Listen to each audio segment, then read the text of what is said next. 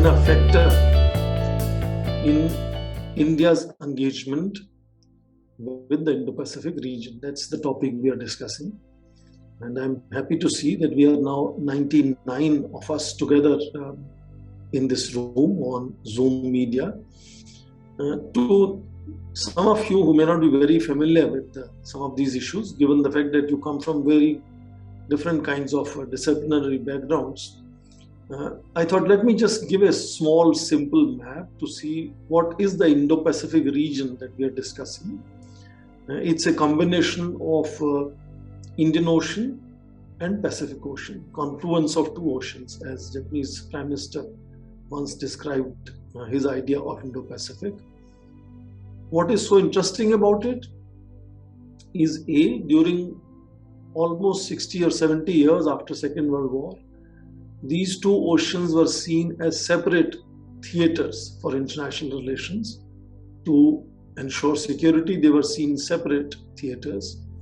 And of course, more recently, and I will explain why it happened, these two oceans have been seen as joined together, and they are seen as one unit rather than two separate units.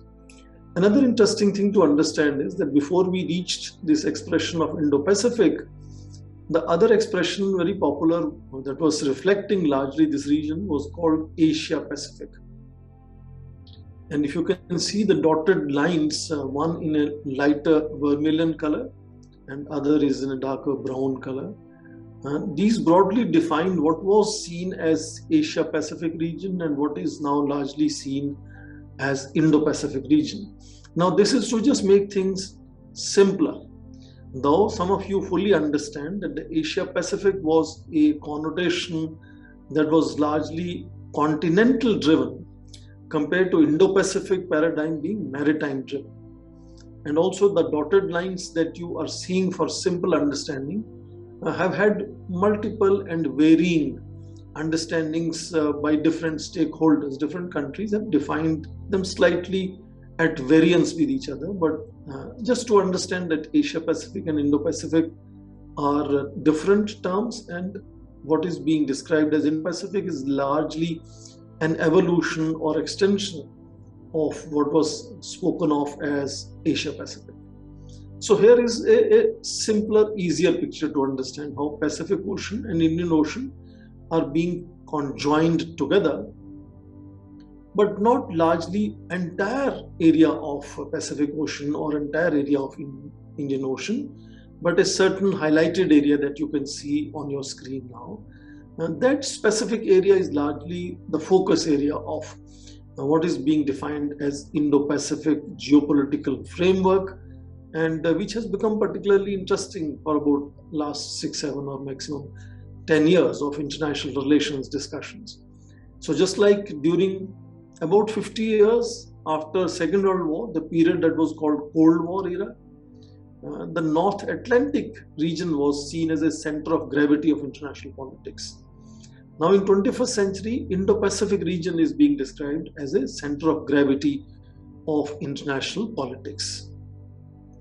Now in middle of that Indo-Pacific region are these two countries, China and India. We are discussing the China factor in India's engagement of this new geopolitical framework, which is Indo-Pacific framework or Indo-Pacific theater. And how do these countries become suddenly as critical as the new point of gravity or center of gravity, Indo-Pacific? And within Indo-Pacific, India and China become particularly very, very critical for understanding the dynamics or trends or trajectories of international politics evolving around the Indo-Pacific geopolitical region or geopolitical framework or paradigm, whatever you want to call it. First thing is that in this enormously connected world of today, focus is shifting very clearly from states to people. Intersocietal relationships are becoming very significant, not just interstate relationships. Now, for instance, 30, 40, 50 years back, to communicate or connect with any foreign citizen, foreign national you will need permission of the state. But today, state does not even know. Maybe one of the participants in this class itself may be from another country. It's so easy to connect to the rest of the world. And therefore, people are becoming very, very significant. And these are countries where population of the largest size lives. China is world's largest country with 140 crore people living there. India is very close. India has 138 crore people as we speak today. Compared to these two, the most powerful country and the next largest country is United States, but that is only 1/4 of the size of either China or India. So when you look at it from perspective of people, it looks like China and India constitute the largest and second largest, very close second largest countries on this planet. And if people are becoming influential in determining global trends, trajectories, fashion, economy, culture, politics, then these two countries definitely will have a great role and perhaps great opportunity in driving the trends in Indo-Pacific region, which is becoming the center of gravity in international politics now. So 35% of the world lives in these two countries. That should make these countries very, very significant in influencing trends. And they don't just have people, then something which is equally important is the productivity of these people. There's a big shift in GDP or the gross domestic product, the productivity of these people in both China and India. In something called purchasing power parity, China is world's largest economy today, and India is world's third largest economy. But in current dollar terms, China is the second largest economy, India is the sixth largest economy. So these are also very productive societies. But interesting to note here is the difference that begins to show when we look at China and India. They may have same size of population, and in fact till 1990 even they had same size of GDP. You can see here that India had $297 billion of GDP, China had slightly more, $309 billion of GDP in 1990. Now fast forward that to 2021. China has grown rapidly as a large economy with a very rapid growth rate. So if today India's GDP is about 2.7 trillion, not billion, trillion dollars, China's GDP last year crossed what Chinese called 100 trillion yuan, which is 16 trillion US dollars in current terms. So these societies have also become very productive. Now, interesting to note is that China's GDP has grown only in the last 15 years or so particularly. Maximum, they talk about last 30 years or even 40 years of growth rate. But this growth rate has been cumulative. Even when the economy is growing bigger, the growth rate continues to be near 10%, which is unprecedented in human history. So you can notice that there are leaders of China. You can see their pictures from Mao to Deng Xiaoping, who opened up Chinese economy, then Jiang Zemin, Hu Jintao, and the current leader is President Xi Jinping. And therefore, China's economy, you will notice, has only risen so sharply in just about 15 to 20 years now, resulting in making China what we call today, some people call it sweatshop of the world, some call it factory of the world. But I think we should understand it is a manufacturing superpower today. Chart that you're seeing on your screen is slightly dated of 2018. Today, China manufactures above 30% of the entire planet. Our planet has 203 countries and regions. United Nations has 193 members. Only one country called China produces 30% of entire manufacturing for human race. The next largest manufacturing country is United States, virtually half of China. And then next largest is Japan, which is 1/4 of China. So you can imagine that unusual advantage that China has in becoming the manufacturing hub of human race. And that gives China advantage of being the world's largest exporting nation for last 10 years now. From 1994, actually, one could go back when the world saw China becoming world's largest trading country. So other than about a dozen countries, China is the largest trading partner of almost all countries, including in this region that we are discussing. And that is why this region of two separate oceans have come to be seen as one ocean, Indo-Pacific Ocean. Why? Because during the Cold War period, the security was focused and United States had created different naval commands. And it had a separate Pacific Command, it had a separate Central Command. Pacific Command looked after Pacific Ocean, Central Command looked at Indian Ocean and Arabian Sea, etc.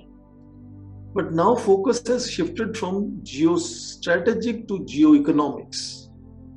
And therefore China's economic relationships with entire Indo-Pacific littoral countries that together form this Indo-Pacific region, all of them have China as the largest trading partner. So instead of seeing these two regions divided, they seem to be united by the trading and investment of China. And therefore, China's trade has united this region in that sense. And you can see that many other countries put together maybe exporting less than China alone. Now, when a country begins to have enormous amount of trading, then after building of good confidence, it moves to the next stage of investing. And investments of China have now taken a big shape called Belt and Road Initiative, which means China is building connectivity, physical and also cyber technology, space technology, Silk Road network, Health Road network, many such networks. So basically connecting the rest of the world to China. It's like when we used to live in medieval times, when Rome was in control of the entire humanity. It was a common saying, all roads lead to Rome. Now China is replicating that model to create a situation where all roads lead to Beijing. So you can notice that China is primarily focused in this chart that you're seeing on your screen to connect with Eurasia and Europe. That is the main focus of Chinese connectivity, both in terms of trade, investments, projects, and everything else. But even with United States, which seems far away, you have to look at it. United States, which is apparently seeing China as an adversary, China has built such important trade partnerships with United States, about $1 trillion trade as we speak today, annual $1 trillion trade. So United States relationship with its two immediate neighbors, Canada in north and Mexico in south, is almost same as relationship with China, which is seen as a adversary, whereas Mexico and Canada are seen as the closest countries, friendly countries. So China's economic relationship is also equally thick and strong with the United States, and of course with most of the world that you notice around. So what it means then, if that is the kind of picture of rising China that you notice, what it means in terms of understanding it in terms of the China factor in this evolving debate on the Indo-Pacific becoming new center of gravity for international relations, international politics. First thing to understand is, as I mentioned, China has been the main trigger for much of this reimagination of Indo-Pacific as the emerging geopolitical framework. The new framework of international politics is seen Indo-Pacific, and what has transformed Indian Ocean and Pacific Ocean from being two separate theaters to now one is China's constant economic engagement with all these countries. That makes them one. So to give you a simple example, Malacca Straits, for example, was seen as a barrier. It was a choke point. In geopolitics or in geography, you understand choke points. So Malacca Strait was seen as a choke point between Pacific Ocean and Indian Ocean. Now it is being seen as a bridge between the two. Now it is seen as a connecting, not disconnecting. But interesting it is to note that even when I say China has been the main trigger of this reimagining of the region as not separate oceans but one Indo-Pacific Ocean, China continues to be an outlier in much of the US-led narratives and initiatives around the Indo-Pacific. United States and its friends and allies, those who have been highlighting, really creating that new debate about Indo-Pacific, have not included China into their debates.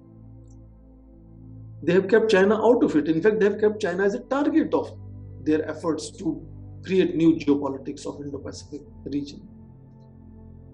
But China has also remained reluctant. China has not made any efforts. China continues to talk about Asia Pacific. It doesn't want to talk about Indo-Pacific. And why it is that if US and its friends and allies have kept China as outcast, not to be brought into their discussions or their initiatives, why has China also stayed reluctant and stayed away from these new discussions and initiatives around Indo-Pacific region? You have to go back slightly into history to know that after end of Second World War, United States became the most powerful country, and there was a Cold War between United States and Soviet Union, which is now Russia. So whereas in European theater, they had created North Atlantic Treaty Organization, NATO. Some of you may be hearing about NATO in case of Ukrainian crisis, tensions between Ukraine and Russia. That was a security alliance, defense alliance created to protect European friends and allies against Soviet invasion. But the United States had also tried similar military alliances in Asia. Some of you may have heard of Southeast Asian Treaty Organization, SEATO, or Central Treaty Organization, CENTO. CENTO and SEATO were modeled like NATO, but they did not survive because Asia was a different theater. Asia was not like Europe. Soviet Union was not just on the doorstep of these countries. They thought Soviet Union was far away. Culturally, religious-wise, all kind of different countries existed in Asia.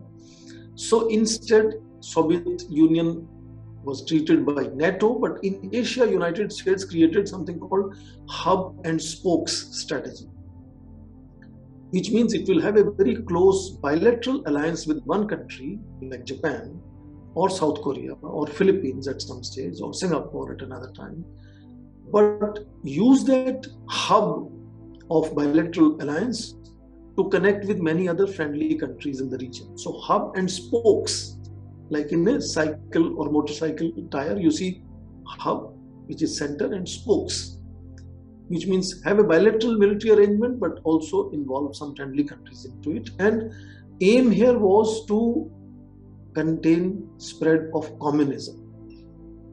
And when hub and spokes also did not seem to work very well, then in 1960s, United States encouraged local initiatives like ASEAN Association of Southeast Asian countries, which was also brought together to contain spread of communism. So when it came to addressing the spread of communism in China and in some neighboring countries, this is how hub and spokes of United States had worked, and China always felt that this was part of United States containment strategy. So anything United States does is actually aimed to contain China, and that is how even today China remains reluctant to join any of these discussions or initiatives that United States is doing. And Chinese think it is anti-China, it is aimed at restraining China, controlling China. But to some extent, even Americans believe that some of these initiatives are to control China.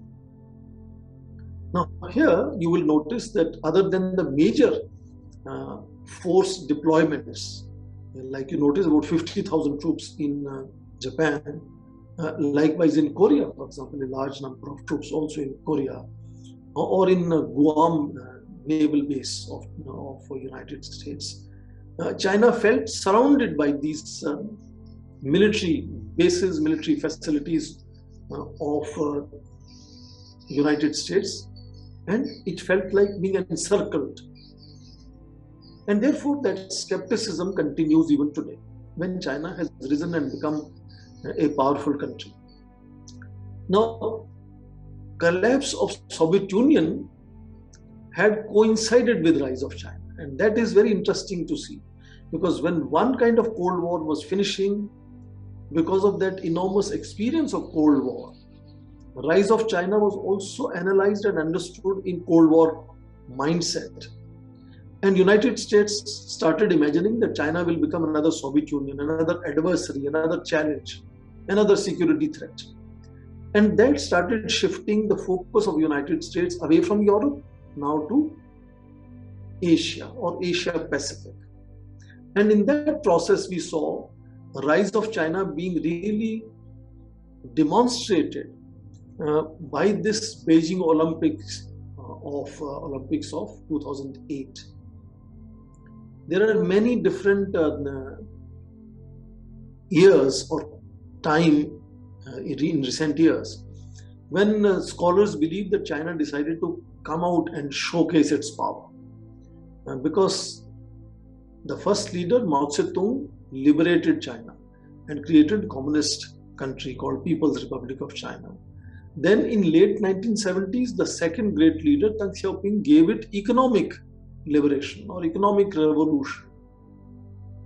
And then second leader had given one simple advice to his future leaders. Deng Xiaoping had said, bide your time and hide your strengths, which means don't show off your power too quickly. And it is believed that in last 10 or so years, Chinese have gradually come out of that advice, and they are no longer hiding their strengths and biding their time. They are today saying, we are the world power and we want to claim our power.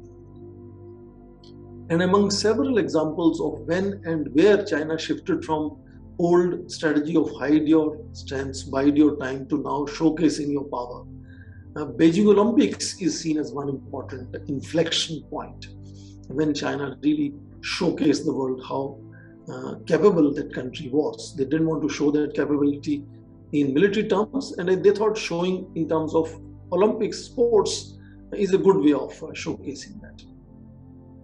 And recognition of that China showing that they are now the world power was understood, accepted, and responded by Obama administration.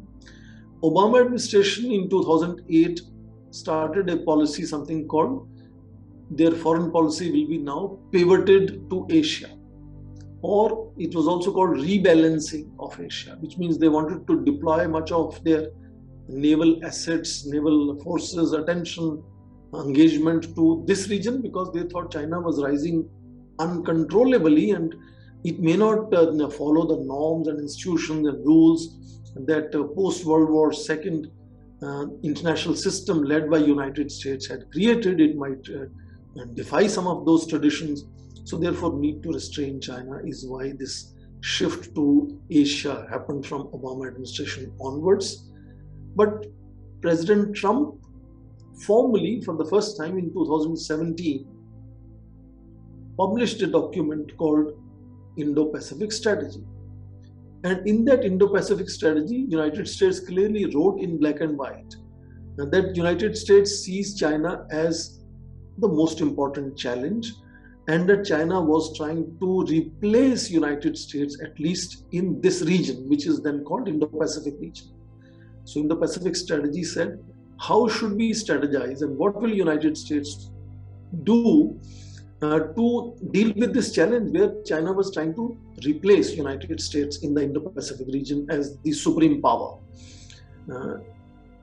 First thing after issuing that strategy, in 2018, President Trump renamed United States Pacific Command as United States Indo-Pacific Command. And it changed its jurisdiction from only focusing on Pacific to focusing almost from the eastern coast of India, which is Bay of Bengal onwards. because Arabian Sea area is still under central command. But the other side, Bay of Bengal till American shores, that became the responsibility of Indo-Pacific Command, which was created by President Donald Trump. This period also saw President Trump really sharpening this whole trade and technology wars with China. But to restrain China, it was not only to put the focus in building Indo-Pacific geopolitics, but also deny China access to advanced technologies and opportunities to do trade around the world, because the trade and technology were going to make China the superpower. President Trump also revived something called Five Eyes network. Five Eyes are I for intelligence. 5 countries that included Five Eyes network was Canada, Australia, New Zealand, New Zealand, Australia, Japan, and United States. 5 countries. Their intelligence networks were to work together now to share intelligence, know what is happening, where China is doing, what it is doing, where it is going, how to control it. But at a more formal, at a political level, United States in 2017 November also revived another initiative called Quadrilateral Security Dialogue, also now called Security Framework. It was started way back earlier in 2004, but had died after 1 or 2 meetings of senior officials. But now it is full speed going ahead. From 2017 to now, it has moved from senior level officials to foreign ministers to now heads of state. Heads of state have already had 2 summit meetings, one in March, another in September of this year. So Quadrilateral Security Framework is created again by United States, just like Five Eyes network is created by United States, fundamentally to ensure China plays by the rules. China is not doing things uncontested, is not following rules. More recently in September, the United States also pushed and created actually a new security arrangement or security mechanism called AUKUS, which is Australia, United Kingdom, and US, UK, and Australia. And they will be collaborating and coordinating security mechanisms, transfer of technology, deployment of submarines or other forces, to fundamentally create a power posturing to showcase China that they cannot do things without being respectful or compliant of various conventions, treaties, organizations. To give you a simple example, in 2016 June, Permanent Court of Arbitration in Hague had given a judgment under United Nations Convention on the Law of the Seas, and that China's claim on South China Sea was invalid. But China said, we don't we don't accept that arbitration of Permanent Court of Arbitration.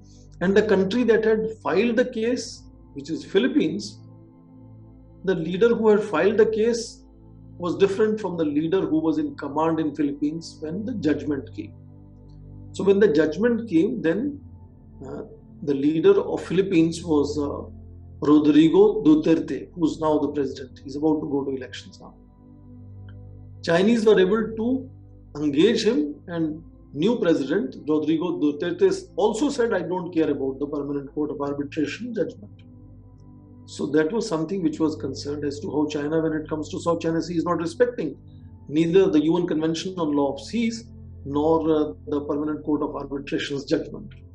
So to create that kind of situation, these were initiatives led by United States, all aimed at containing, controlling, and making sure China is compliant.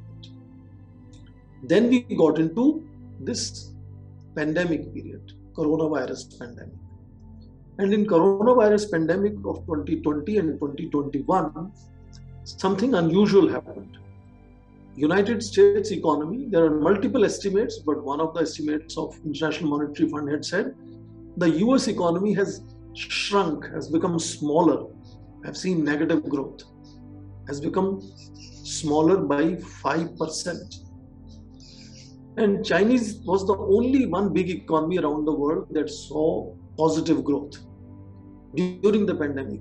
Chinese economy grew by 2.6%. So United States economy total is about $21 trillion. China's total economy now is about $16 trillion. So the gap between total size of Chinese economy and US economy is shrinking, is becoming smaller. China can catch up with the United States much faster in current dollar terms, in US currency terms. In purchasing power terms, US is already the second, and China is already number one economy of the planet. Now, if this is the tension going on, unusual rise of China, the United States is making hard efforts to make sure China plays by the rules. Now, this region, which is now on the door of India, as I said, the Indian Ocean means India is Indian Ocean country. India's peninsula jets out into Indian Ocean. So when we talk of Indian Ocean and Pacific Oceans joining together, anything happening here, whether India doesn't want to participate, India gets impacted. But of course, India wants to participate because India is impacted on what happens in Indian Ocean and Pacific Ocean, that is Indo-Pacific Ocean. So in this kind of situation that I just explained you, how is India dealing with that situation? This is where India, China in that region again are. China and India, all of you know, have had many problems, particularly around their border, disputed border. China-India border is the largest disputed border on the planet. Collapse of the Soviet Union, great friend of India, and rise of China, which is now adversary of India, at same time around early 1990s cast a reset in Indian foreign policy. And then India started shifting Indian foreign policy to look east, nuclear tests, India becoming closer to United States.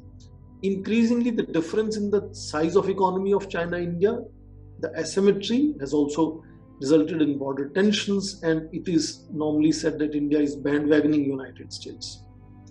And India, particularly when it rejoined Quad, Chinese said India was now bandwagoning with United States. So how is India's engagement with China, with Indian Ocean or Indo-Pacific Ocean impacted upon by this tension of United States and China? From 1990s, all of you are familiar, Indian foreign policy has shifted from look east.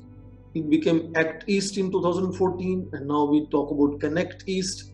In 2018, we are also talking of Act Far East policy, which means connecting to Indo-Pacific and from Indo-Pacific to Eurasian continent, all the way to Vladivostok. India is also appreciating the maritime shift, which means India has, for example, March 2015, Prime Minister had spoken of Sagar, which is security and growth for all in the region. India is engaging BIMSTEC, which is Bay of Bengal initiative for multi-sectoral technical and economic cooperation around Bay of Bengal littoral. Indian Prime Minister addressed UN Security Council in August on his maritime vision. And Prime Minister has recently launched also something called Indo-Pacific Oceans Initiative. But the basic crux of India's engagement with Indo-Pacific is clearly written and recorded and shared in Prime Minister Modi's Shangri-La speech of June 2018 in Singapore. Two things are most important. Indian Prime Minister had said, we do not want to see Indo-Pacific becoming exclusive club of few countries. We do not want to see Indo-Pacific becoming militarized. And therefore, India has proposed to see Indo-Pacific becoming open, free, secure, and prosperous. India, again, wants to not create this new geopolitics of Indo-Pacific to restrain or keep China and Russia outside, but India wants to bring Russia and China into Indo-Pacific debates. Let's quickly do the reality check, and my time, I notice, is almost finished. Indian foreign policy is based around the axis of what we call strategic autonomy. That means in the long run, we want to ensure independence of foreign policy, but we could have tactical maneuvering possible. And therefore, in tactical maneuvering, you notice that India has continued to sustain its close connection with Chin, should be China. It's a mistake here. So India continues to engage with China despite all the tensions in Russia, India, China triangle, or in BRICS, Brazil, Russia, India, China, South Africa. India is constantly in touch with China, but India also sees its interests. And once India saw that RCEP, which is Regional Comprehensive Economic Partnership of 16 nations, when the negotiations were kind of almost hijacked and led by Chinese, India finally said we are not participating now in it, and we did not sign RCEP, which is now 15 nation agreement. But at the same time, India continues to be seeking to build consensus now around ASEAN centrality. The understanding of Indo-Pacific region and the geopolitics of this region, most nations agree and keep speaking of this sentiment that all of them want to ensure centrality of ASEAN nations. ASEAN nations should be the ones negotiating the security architecture of this region, and to ensure that ASEAN centrality is understood the way India wants to explain it. India has recently encouraged the connection between what is called ASEAN Outlook for Indo-Pacific with India's Indo-Pacific Oceans Initiative. And that connection is what India is doing most recently. And in only last month, one big change happened in case of China.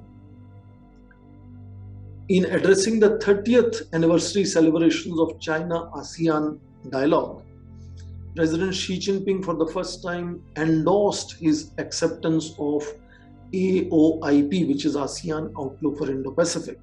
And though he said it is conditional, but for the first time he used in his speech expression Indo-Pacific, whereas China has always used expression Asia-Pacific, not Indo-Pacific. So it appears that China is also beginning to see that there is a potential to engage with Indo-Pacific. And when one of the Indian journalists in Beijing asked the foreign ministry spokesperson that if China is today endorsing and accepting ASEAN Outlook for Indo-Pacific, it is absolutely similar to India's proposal of Indo-Pacific Oceans Initiative. So therefore, would China also accept India's proposal of Indo-Pacific Oceans Initiative? Of course, the spokesperson said he has already answered the question that that China has noticed India's proposal of Indo-Pacific Oceans Initiative. Did not give a clear answer, but it looks there is a possibility of small change here that India could also see as an opportunity to bring China into the discussions on Indo-Pacific region. But that's an ongoing debate, which is where I would like you to maybe have your questions and ask me if I can answer your curiosities. And if you have any comments, they are also most welcome. Let me stop here now.